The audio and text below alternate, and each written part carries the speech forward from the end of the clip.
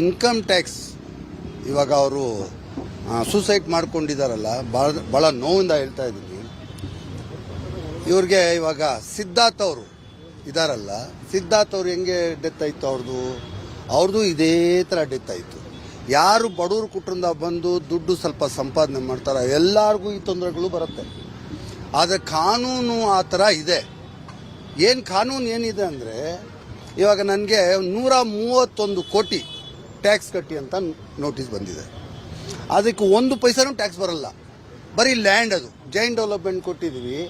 ಆ ಲ್ಯಾಂಡ್ ಮೇಲೆ capital gain ಅಂತಾರೆ. ಕ್ಯಾಪಿಟಲ್ ಗೈನ್ 131 ಕೋಟಿ ಸೇಲ್ ಮಾಡಿ ದುಡ್ಡು ಬಂದ್ರಲ್ಲ ಟ್ಯಾಕ್ಸ್ ಕಟ್ಟಕ್ಕೆ. ಸೇಲೇ ಆಗಿಲ್ಲ ಅಂದ್ರೆ ದುಡ್ಡು ಎಲ್ಲಿ ಕಟ್ತಾರೆ? ಒಂದು ನನಗೆ ಆಗಿರೋ ಘಟನೆಗಳು. ಆಮೇಲೆ ನಾನು ಉಮ್ರಾ ಚಾರಿಟಬಲ್ ಫೌಂಡೇಶನ್ ಅಂತ ನಂದೊಂದು ಟ್ರಸ್ಟ್ ಇದೆ. ಆ ಟ್ರಸ್ಟಿಂದ ಒಂದು 160-180 ಕೋಟಿವರೆಗೂ ನಾನು ಚಾರಿಟಿ ಕೊಟ್ಟಿದ್ದೆ. ಅದು ನನ್ನ ಸ್ವಂತ ದುಡ್ಡು, ನನ್ನ ಸ್ವಂತ ಇದರಿಂದ ಸಂಪಾದನೆ ಮಾಡಿರೋ ದುಡ್ಡು. ಅದು ಬೇರೆ ಬೇರೆ ಒಂದು 8-9 ಕಂಪ್ನಿಯಿಂದ ಬಂದಿರೋ ಲಾಭದಿಂದ ಆ ಕಂಪನಿಗೆ ನಾವು ಡೊನೇಷನ್ ಕೊಟ್ಟು ಇವಾಗ ಅದು ಚಾರಿಟಿ ಮಾಡಿದ್ವಿ.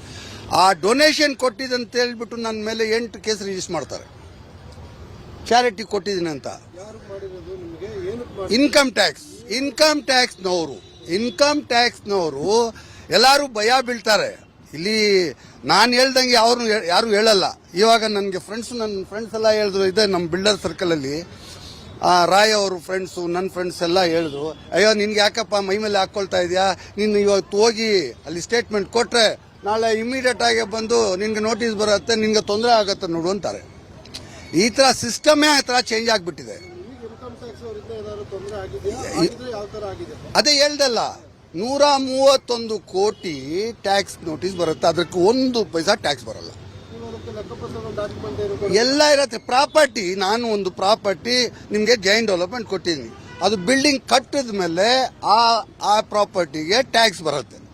ಬಿಲ್ಡಿಂಗ್ ಮಾರಿಲ್ಲ ಅಂದ್ರೆ ಎಲ್ಲಿ ಟ್ಯಾಕ್ಸ್ ಬರುತ್ತೆ? ಈ ಥರ ಸಿಸ್ಟಮ್ಗಳು ಮಾಡಿಕೊಂಡು ಭಾಳ ತೊಂದರೆಗಳು ಕೊಡ್ತಾ ಇದ್ದಾರೆ. ನಾನು ವಿನಂತಿ ಮಾಡಿ ಕೇಳ್ಕೊಳ್ಳೋದೇನೆಂದರೆ, ಈ ರಾಯ್ಗೆ ನಮ್ಮ ಸಿದ್ಧಾರ್ಥ್ ಅವರು ನಮ್ಮ ಕರ್ನಾಟಕಕ್ಕೆ ಒಂದು ಅಸೆಟ್ಟು ಅಂಥ ವ್ಯಕ್ತಿ. ಅವರು ಈ ಕಾಫಿ ಡೇ ಅಂತ ಸಾವಿರಾರು ಕೋಟಿ ಕಂಪನಿ ಮಾಡಿದ್ರು, 1,000 ಎಕರೆ ಮೇಲೆ ಅವ್ರಿಗೆ ಲ್ಯಾಂಡ್ ಇಟ್ಕೊಂಡು, 10,000 ಎಕರೆ ಮೇಲೆ ಲ್ಯಾಂಡ್ ಇಟ್ಕೊಂಡು, ಅಷ್ಟು ದೊಡ್ಡ ಎಂಪೈರು ಒಂದೇ ಸೆಕೆಂಡಲ್ಲಿ ಅವ್ರಿಗೆ ಅವಮಾನ ಆಯ್ತು ಅಂತ ಹೇಳ್ಬಿಟ್ಟು ಅವ್ರು ಹೋಗಿ ಸೂಸೈಡ್ ಮಾಡಿಕೊಂಡ್ರು. ಈ ಬ್ಲ್ಯಾಕ್ ಮೇಲ್ ಮಾಡ್ತಾರೆ, ಟಾರ್ಚರ್ ಕೊಡ್ತಾರೆ. ಆ ಟಾರ್ಚರಿಂದ ಒಂದು ನೋಟಿಸ್ ಕೊಟ್ರೆ ಆ ನೋಟಿಸ್ ಮೇಲೆ ರಾತ್ರಿ ನಿದ್ದೆ ಹೋಗ್ಬಿಡತ್ತೆ. ದುಡ್ಡು ಸಂಪಾದನೆ ಮಾಡಬೇಕಂದ್ರೆ ಬಹಳ ಸುಲಭ. ಅದನ್ನ ಉಳಿಸ್ಕೋಬೇಕಂದ್ರೆ ಇರೋ ತೊಂದರೆ ದೇವ್ರಿಗೆ ಹೇಳ್ಬೇಕು. ನಾವು ಒಂದ್ಸಲಿ ಆ ಲೆವೆಲ್ಗೆ ಬಂದ್ಬಿಟ್ಟಿದ್ವಿ. ಇವಾಗ ನಾನು ಕೀಳ್ ಲೆವೆಲ್ಗೆ ಹೋಗೋಕ್ಕಾಗತ್ತಾ? ನನಗೂ ಊಟ ಇರಲಿಲ್ಲ ಅಂತ ಒಂದು ಬಡವ್ರ ಫ್ಯಾಮಿಲಿಯಿಂದ ಬಂದೆ. ಇವಾಗ 7,000 ಕೋಟಿ ಡಿಕ್ಲೇರ್ ಮಾಡಿದೆ. ಇವಾಗ ರಿವರ್ಸ್ ಆಗಿ ನಾನು ಅದೇ ಪೊಸಿಷನ್ಗೆ, ಊಟ ಇಲ್ಲ ಆ ಪೊಸಿಷನ್ಗೆ, KGF ಅಲ್ಲಿ ಒಂದು ಮನೆ ಇದೆ, ನಂದು ಅಂಗಡಿ ಇದೆ, ಆ ಲೆವೆಲ್ಗೆ ಹೋಗ್ಬೇಕಂದ್ರೆ ಆಗತ್ತಾ?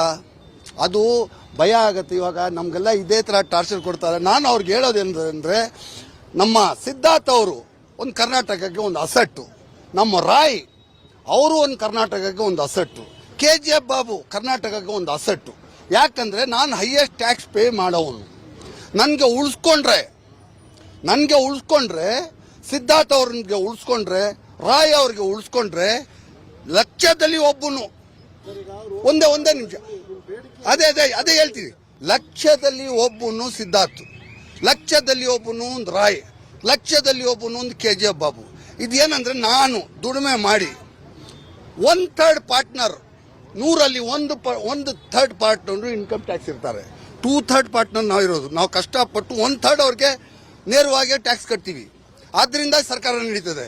ನಾನು ಒಂದು ಅಸೆಟ್ ಇಲ್ಲಿ, ಆ ಅಸೆಟ್ನ ಅವರು ಒಳ್ಳೆ ರೀತಿಯಿಂದ ಪ್ರೀತಿಯಿಂದ ನಮ್ಮ ಹತ್ರ ತಕೊಂಡು ಆ ಅಸೆಟ್ನ ಯೂಸ್ ಮಾಡ್ಕೋಬೇಕು.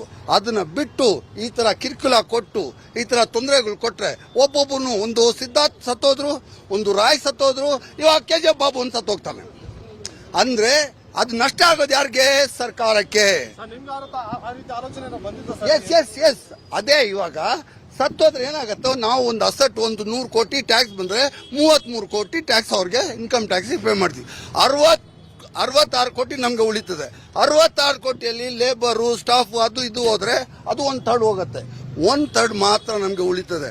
ನಾವು ಕಷ್ಟಪಟ್ಟು ಇನ್ಕಮ್ ಟ್ಯಾಕ್ಸ್ ಕಟ್ತೀವಲ್ಲ, ಅದನ್ನ ನಮ್ಮಂತವ್ರನ್ನ ಉಳಿಸ್ಕೋಬೇಕು ಅಂತ ನಾನು ವಿನಂತಿ ಮಾಡಿ ನಮ್ಮ ಅಫಿಷಿಯಲ್ಸ್, ಯಾವುದು ಇನ್ಕಮ್ ಟ್ಯಾಕ್ಸ್ ಅಫಿಷಿಯಲ್ಗೆ ನಾನು ಒಂದು ರಿಕ್ವೆಸ್ಟ್ ಮಾಡಿ ಹೇಳೋದೇನೆಂದ್ರೆ, ಅವ್ರಿಗೆ ಒಂದು ಒಳ್ಳೆ ಬುದ್ಧಿ ಬಂದ್ರು ಈ ತರ ಟಾರ್ಚರ್ ಕೊಡಬಾರ್ದು.